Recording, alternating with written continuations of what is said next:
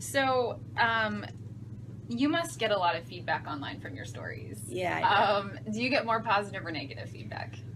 It depends on the day and it depends on the piece. I get a lot of positive feedback. The negative feedback that I get can be really intense, especially when I get feedback from other women who, say that, they'll call me terrible things, even, what they would concern, to be gender charged things, like, like stupid or like a bimbo. And it's like, but you're calling yourself a feminist.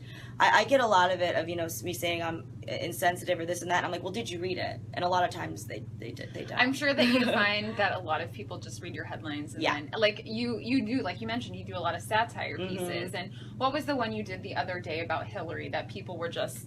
Well, there's two of them. The one where I said that regardless of, we have to, as women, we have to be glad that Hillary is not going to face charges. Men can decide on their own, but women have to. And I kind of said that we should be more concerned about how the FBI director was mansplaining in his speech. And people got really mad. And I think that means effective satire because, it could be something real. that somebody was... All I did was draw... This is what I mean by using their arguments against each other, is that I just drew out the logical conclusion of it. Women have to support Hillary, and kind of just impacted it and took it out further to kind of show how ridiculous it is. And people got pretty mad. Do you have a lot of fun writing the satire? I really do. Yeah. I had a lot of fun. It's pretty funny. Writing the Pokemon one. Hillary was talking about Pokemans and, not... Did she really say... No, she didn't say any of that, but she's constantly trying to be cool. like, I'm a millennial and a grandma, and it's just so ridiculous. And the thing is, people believe that too. They're like, oh, she's so out of touch. And it's like, well, no, I kind of made that one overblown, but people still believed it.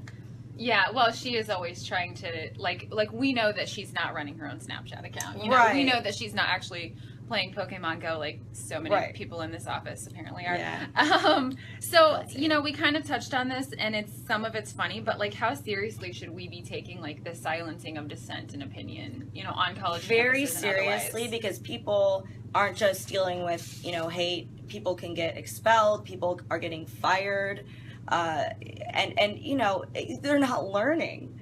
There was a school in Canada where a student she faced actual punishment because she rose her hand in a debate. It was like their student council debate, because raising your hand is a microaggression. If you're disagreeing with somebody, it's gonna make them feel uncomfortable. No. People in the world raise hands, and it's something you're gonna be able to have to deal with. Right.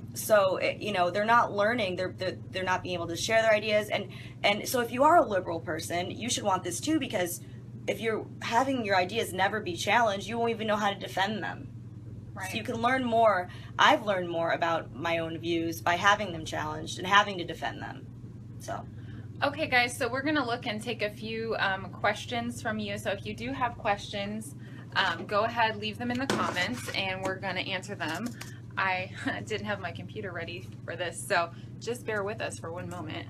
It's live, so you know how it goes. So let's see here. Let me pull up the questions. Okay, let's see here.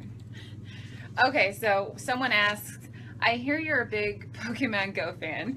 What do you think about some of the ridiculous news pieces coming out about it? So, like, the ones about, like, people finding Pokemon in the Holocaust Museum and them asking them to stop. Yeah, I don't know. I mean, I've been a big fan. I've started to slow playing it because I have so many jobs. But I don't know. I kind of wonder. I get it. Like, I was walking around. I went to a party and I spent the whole time playing Pokemon. And I wasn't proud of that, but I mean, I even had a friend who said, he was catching them over. There was like someone who was like homeless on the street, and he had to catch the Pokemon. I want to know if the girl who found the body caught the Pokemon, though. I really want to know. Somebody she found a body. If you know, let us know in the catch comments, because and if you play Pokemon, tell us the craziest place that you've found a Pokemon so far.